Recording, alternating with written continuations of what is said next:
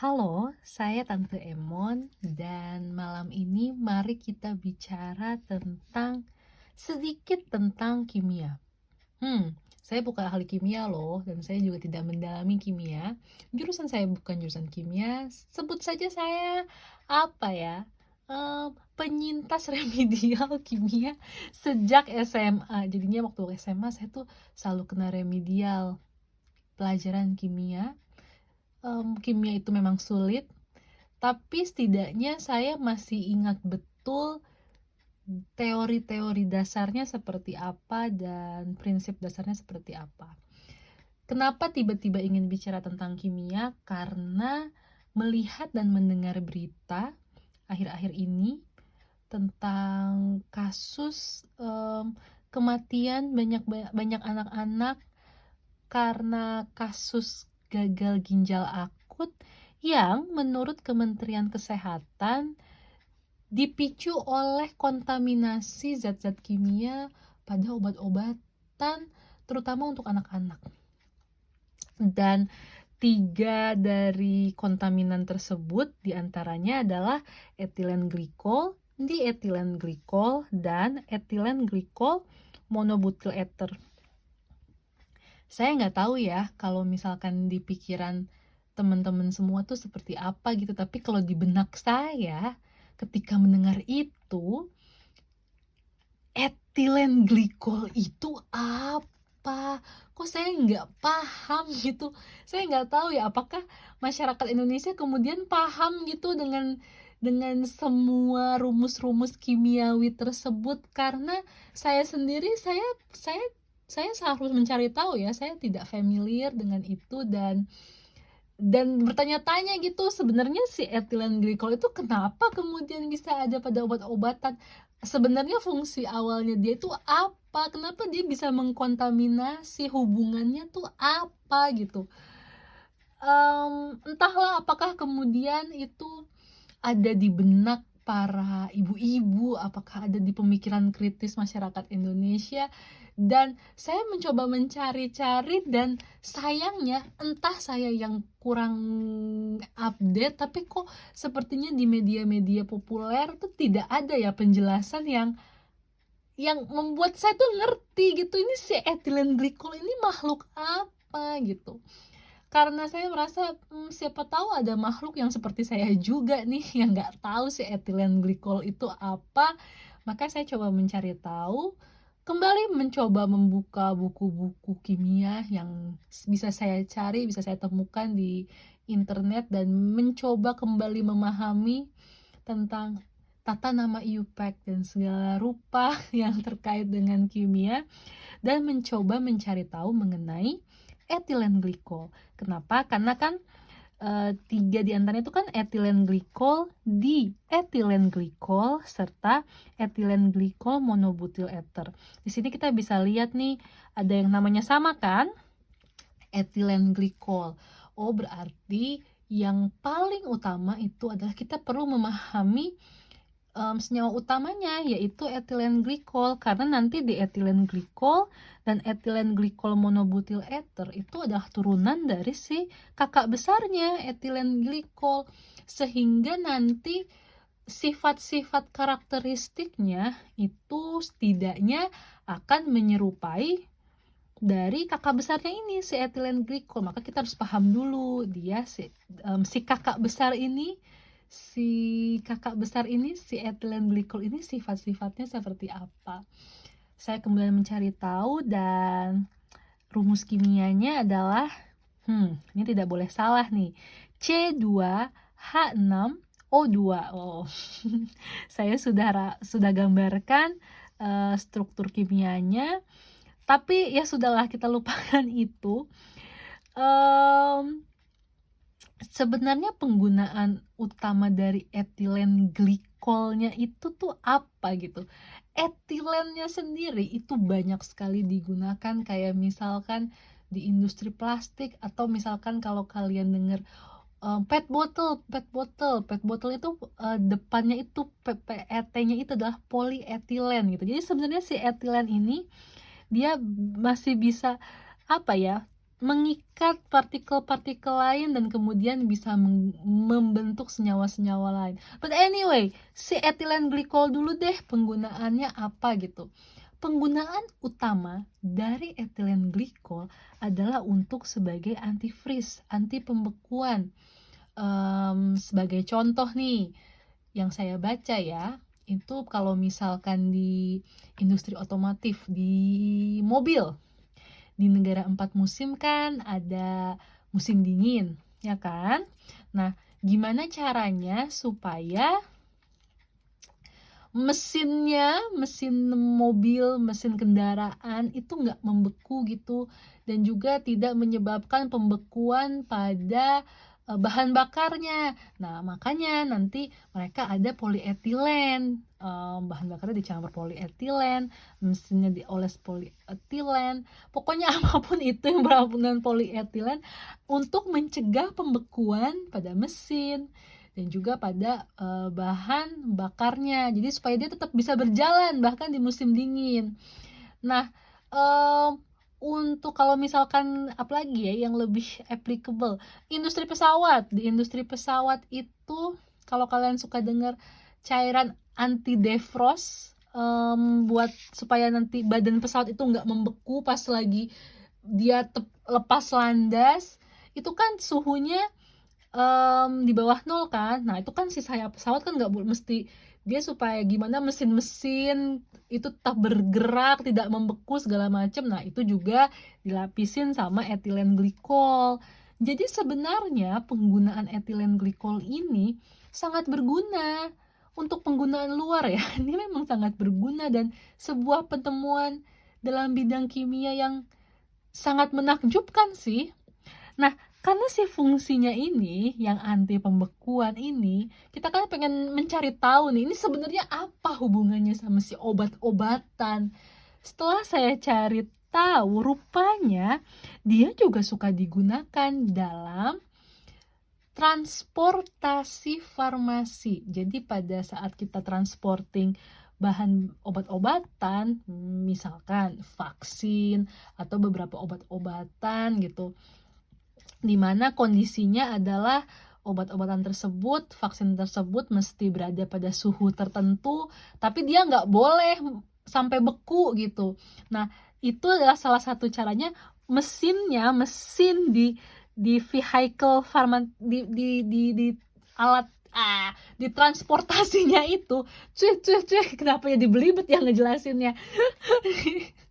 Di saat transportasi farmasi tersebut, di kendaraannya itu dia ada alatnya dan dia menggunakan etilen glikol.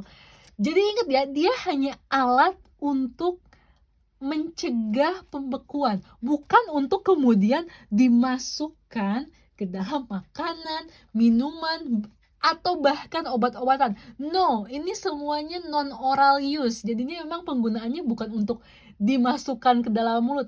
Tidak. Semua buku menyatakan tidak ada ceritanya etilen glikol dimasukkan ke dalam bahan makanan, minuman, maupun obat-obatan. Tidak, itu semuanya adalah non-oral use kalau si etilen glikol ini. Karena kalian bukan mesin, kita semua manusia bukan mesin. Jadi tidak mungkin dimasukin. Nah, rupanya yang menjadi permasalahan adalah sifat dari si etilen glikol ini. Tahukah kalian bahwa sifatnya dia itu, rupanya si etilen glikol ini tuh tidak ada warnanya, dia itu bening aja teman-teman. Dia itu bening, gak ada warnanya, gak ada baunya, dan dia juga bisa larut gitu loh. Dia tuh gampang sekali larut, makanya suka dipakai dalam industri itu pelarut, kayak misalkan pelarut cat segala macam, itu menggunakan juga senyawa etilen glikol. Dan yang lebih menarik lagi bahwa rupanya konon rasanya si etilen glikol ini ada rasa manis-manisnya. Itulah mengapa di beberapa negara seperti Australia, di Inggris, di US, di Amerika ada kebijakan bahwa etilen glikol ini harus dikasih perasa pahit. Kenapa? Karena dikhawatirkan kalau misalkan dia dipakai untuk transportasi buah-buahan, transportasi obat-obatan, dan dia mengkontaminasi nih si bahan-bahan ini, bahan-bahan yang bakal masuk ke dalam mulut ini. Kalau misalkan, nggak dikasih rasa pahit, khawatirnya pas diuji sama lagi random check, itu saru rasanya, karena kan rasanya ada manis-manisnya nih, rasanya kayak, ya kayaknya nggak apa-apa nih, oke-oke aja gitu. Kalau misalkan dikasih rasa pahit kan langsung ngeh ya, "Loh kok ini tiba-tiba ada pahit gini sih? Wah ini pasti ada sesuatu, ini pasti ada kontaminasi, mari kita segera cek," gitu. Kalau misalkan bayangkan ini ada manis, mungkin manis obat gimana gitu ya, yang agak pahit-pahit dikit mungkin. Kemudian misalkan, dia mengkontaminasi obat sirup gitu. Obat sirup kan manis tapi kan ada sepet-sepetnya dikit ya. Mungkin kalau misalkan terkontaminasi sama si etilen glikol ini, kemudian nggak dikasih apa, perasa pahit khusus gitu sendiri, nggak ditambahin rasa pahitnya, pas di random check, mungkin yang bagian ngecek ngerasa, "Hmm, kayaknya nggak apa-apa sepertinya ini, agak beda sih tapi, kayaknya nggak apa-apa deh." Kemudian langsung lolos aja gitu dalam pengecekan itu. Mungkin loh ya, well, kita masih bisa mengira-ngira nih, banyak sekali kemungkinan yang bisa terjadi gitu. Selain itu juga untuk upaya preventif, ada juga kebijakan yang meminta bahwa si etilen glikol ini itu harus dikasih pewarna, kayak dikasih pewarna kuning atau dikasih pewarna hijau, apalah yang ngejreng-ngejreng. Jadi kalau misalkan dia mengkontaminasi bahan-bahan yang masuk ke mulut, yang masuk ke oral, itu kan kalau misalkan dikasih warna ngejreng, kemudian dia mengontaminasi, orang langsung ngeh, "Loh kenapa ini ada hijau-hijau? Loh ini kenapa nih ada kuning-kuning kok nggak jelas gini apa? Wah kita mesti cek nih, ini pasti terkontaminasi," gitu.